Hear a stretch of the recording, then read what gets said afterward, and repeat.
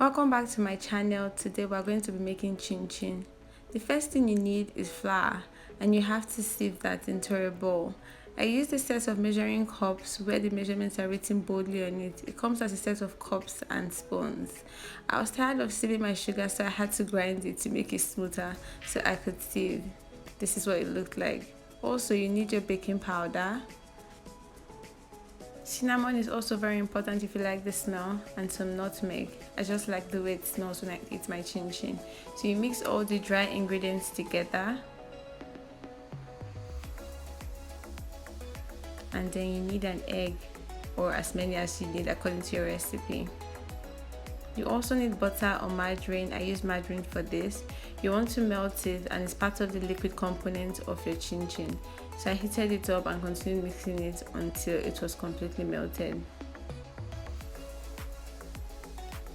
When it was completely melted, I added it to my dry ingredients mixture. Next, I added my milk, which was actually powdered milk mixed with warm water.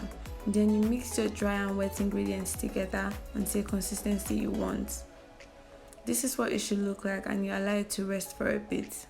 When you have your dough ready, you want to sprinkle flour onto a surface. It could be a rolling board, or it could be the side of your sink, which I used. I cleaned it before I used it to roll my dough.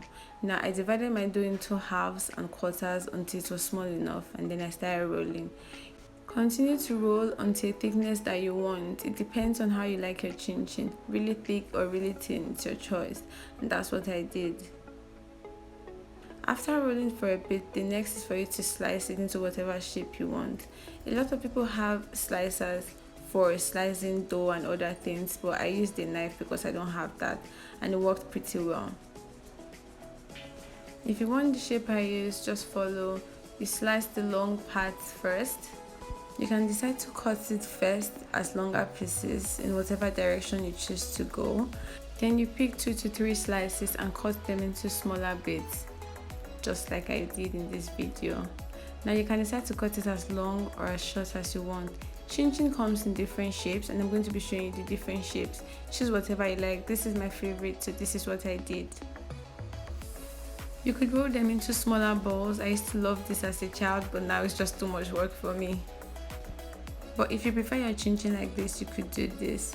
Another method is to cut them into longer bits and then roll them. People really like this. I think I had it once as a child, so that's one way to go. Another way to go is to cut them into longer pieces and not the small bits I have currently. Another favorite one of mine is twisting them into these loops. I really love them. When you've sliced into whatever shape you want to sprinkle flour onto a tray or a plate, whatever you have, and drop the bits. You really need the flour mixed in with your chin chin because it's dough and it's going to stick together if there's no flour in between them.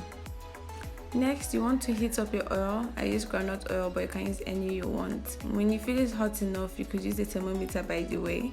Then you drop in your chin chin. It's safer to drop it in with a frying spoon and not your hands. I got a burn from trying it with my hands, so believe me.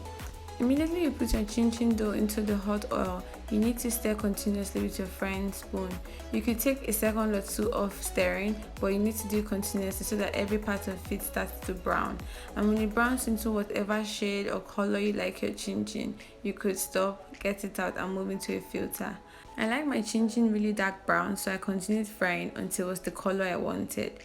Move your fried chin chin onto a filter, and when all the oil is out, move it onto a tray or a plate for it to cool, and then it's ready to eat. Don't forget to like, comment, and subscribe. Thank you so much for watching this video.